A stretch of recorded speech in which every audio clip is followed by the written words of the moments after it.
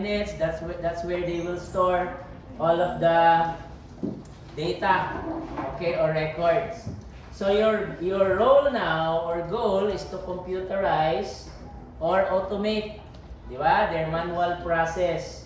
So meaning you're going to use whatever data that they're using. So we have this, for example, yan, mga receipts, invoices, paper documents. Okay, and then you're going to first is normalize. So that's the first thing you should do. So first is normalization. Yan. So, okay, so what is normalization? So this is a tool to validate and improve logical design so that it satisfies, yan, avoid duplication of data. So to be able for the manual system to be computerized, you must remove any duplication or redundancy so that it will become a well-structured relation. Ayan, for example, we have this. Okay, dito muna tayo. Ayan, so we have this data. Okay, ito. So we have here the result from invoices, mga receipts, paper documents. So we have here two invoices. The first one came from the customer Value Furniture. Yan, this is their invoice. Okay, this is the address of Value Furniture. This is the customer.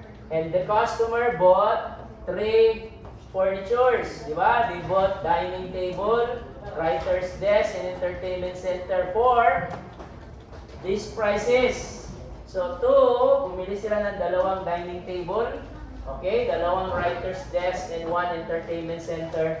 The Value Furniture, that's the customer on this date.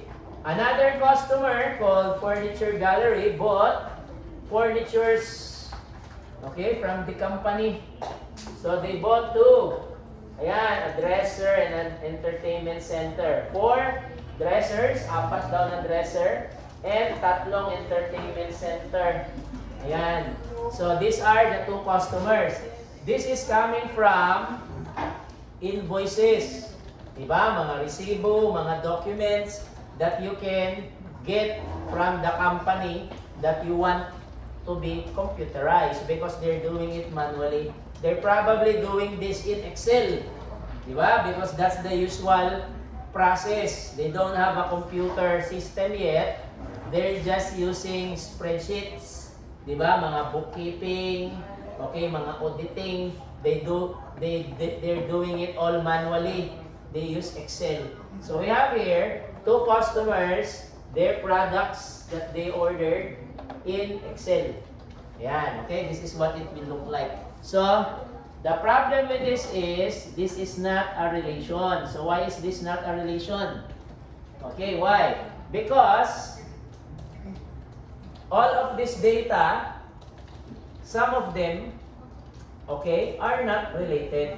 If you say something like a relation, we have here the name of the customer, the address of the customer, and the ID of the customer. These are all related. Diba? Related yan sila. They are in the same group as products. Diba? Information, the price, and the product description. So they are in the same group. So meaning this is not a relation just yet. Okay, so that is where normalization needs to be applied. So we're going to apply normalization. So what's the first thing to do? We have the first normal form. Okay, so this is the first normal form. So from this, you will simply get all the fields. What are those? We have order ID, it's 1, order date, ID of the customer, so on and so forth. So all of the fields with their corresponding values, we're going to treat them as one table. As you can see, it's now tabular. Isang table. So one table for this invoice. So you have two invoices, you're going to place them in one table. So you will see that order ID is, okay, 106 because this customer ordered 3 furnitures. And then we have 2107 because this customer ordered 2 furnitures. Ayan, so it's in a table. This is a relation, okay, because it's a table, but it's not complete. Okay, this is invoice relation 1NF, meaning one normalization form for Pine Valley Furniture Company. So we have 2 customers that is not been arranged just yet. Ayan, okay? So this is the 1NF. So the goal of 1NF is to get fields that is needed for normalization, which is order ID, date, ID of the customer, so on and so forth. Yan, so that you will know what fields will be the key. Yan, okay, so what are the keys? The order ID, this is a primary key. Customer ID, primary key again. Product ID, primary key. So you have 3 primary keys. That's the goal of the first normal form, to get primary keys. Yan. Okay? So this is a relation. This is now called a relation, but it's not a well-structured one because it's in table form. Diba? Tabular na siya. Okay, what are the anomalies in this table? Number 1, insertion. What happens if you insert another order from customer 6? So if you insert another order of customer 6, another row, 107, same date, same ID, customer, furniture gallery, address the same, product ID for example is 5, writer's desk, bumili si customer ID 6. So meaning, you're going to add another row which contains duplicate or redundant values. Because we have the same ID, you're going to add another ID. Same date, same customer ID, same customer name, an entire new row having values which already been given sa previous row. So that's insert anomaly. Okay? Ayan. Next, deletion. What if we delete the dining table from order 1006? Ito, dining. If you delete this one, nagbago ang isip ni Value Furniture. Ayaw na niya ng dining table. So this entire row will be deleted. What happens if this row is deleted? Anong mangyayari? You won't be able to know that this furniture, dining table exists as part of the product. Because if someone orders a product, you're going to look at existing orders. So if you don't see a dining table sa list, you will probably assume it does not exist. Okay, but it exists, it's just not ordered yet. Okay, that's the anomaly when deleting a row. You won't be able to know what are the product that is currently available. Yan. Okay, next. Update. Anomaly. Changing the price of the product ID 4 requires update. So, product ID 4, nagmahal. Ito. So, you have 2 customers, 106 and 107 na invoices. Customer 2 and 6 order the same product, entertainment center. Ayan. This is the price. Pag nagmahal ang price or nagmura, you're going to change the 2 rows. Diba? Because it's an anomaly update. You're going to update 2 rows because that's the same product. Okay?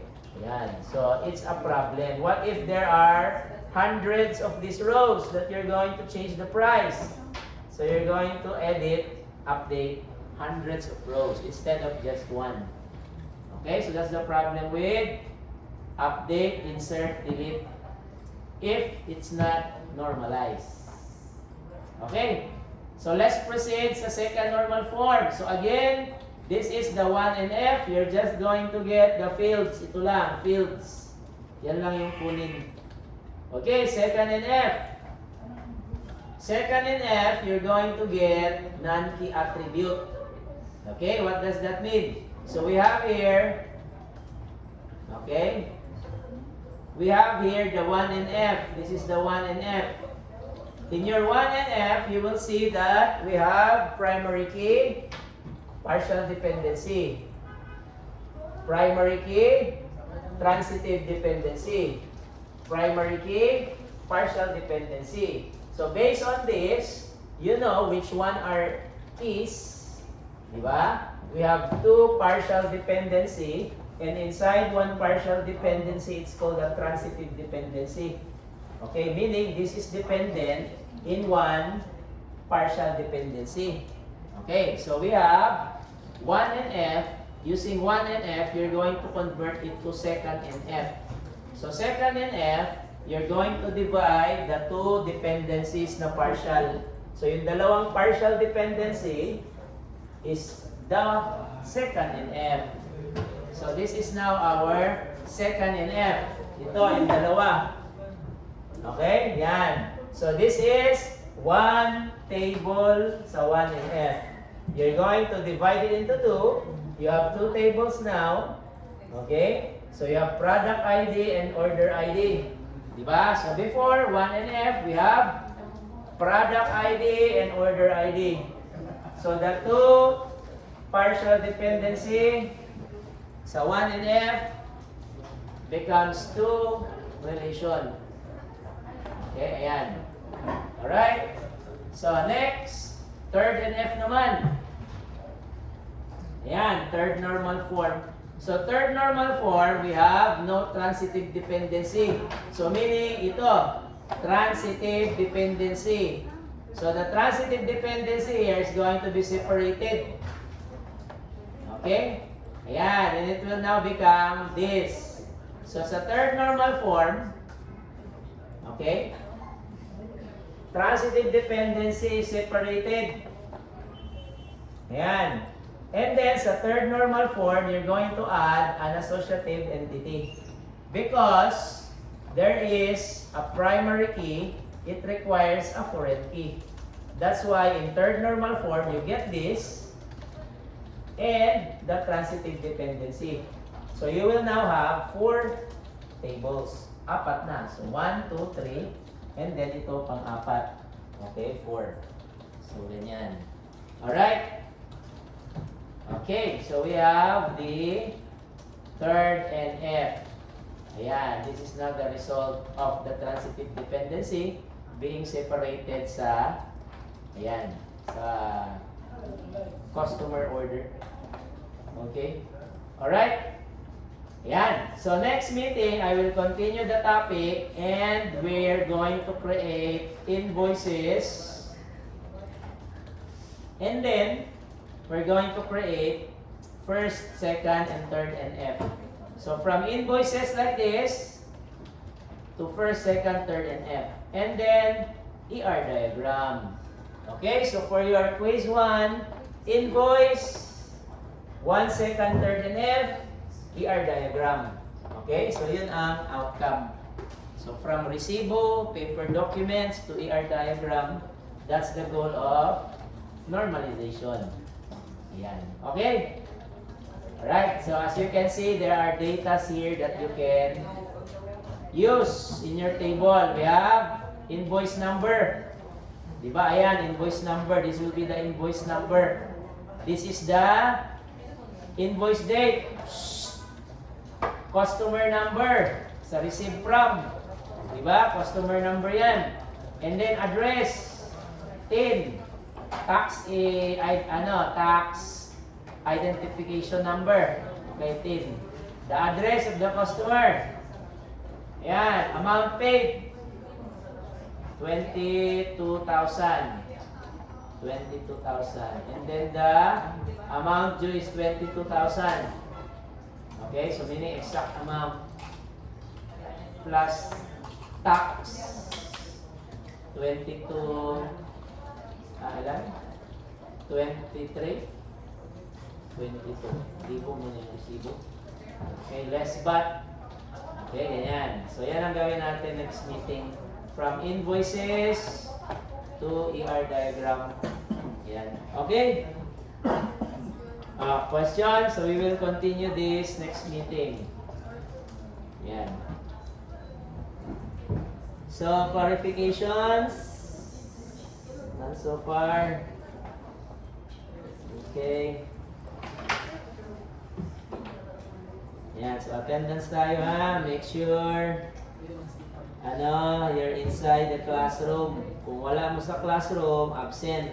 Okay? Hindi pwedeng magawas-gawas, mag-CR, nag-lecture. Okay? You're supposed to be inside the classroom. Yan. If not, you are absent. Okay? Absent na pag wala. Okay? Attendance. So by the way, I emailed you your prelim grades. If there are corrections, ayan, email me back. If there are corrections sa prelim grade up to Friday this week. Otherwise, that will be your final prelim grade. Ayan, kung walang correction. Okay, so attendance, ha? Right, total ang prelim grades. Ha? Right, ma-finalize ang prelim. Friday. Tentative pa yan. So if there are no corrections, that's it. So yan na yung final prelim grade. Okay? Next year or this time? This week. This week, i-check ninyo daan.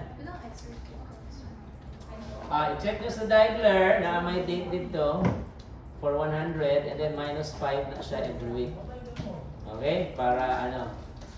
Again, attendance. Aguilar. Alcontin. Alim. Anyasco. Ang.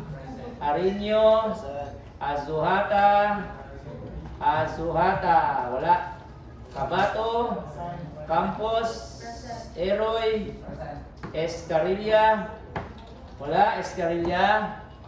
5 absences na. Paki-inform na lang. Escarilla. Fugata. Wala. Han. Lanyohan. Maiso. Malda. Manuel. Milicio. Mendoza. Minyosa. Niegas. Pesanya. Prias. Rabelo. Resurrection, wala. Sabanal, Sariol, Sikat, wala. Sikat. For absences na, Sikat. Silva, Swelan, Tio, Trinidad, wala. For absences na po, Villegas, Villejo, wala. Binluan. Okay. Ayan lang. Okay, alright.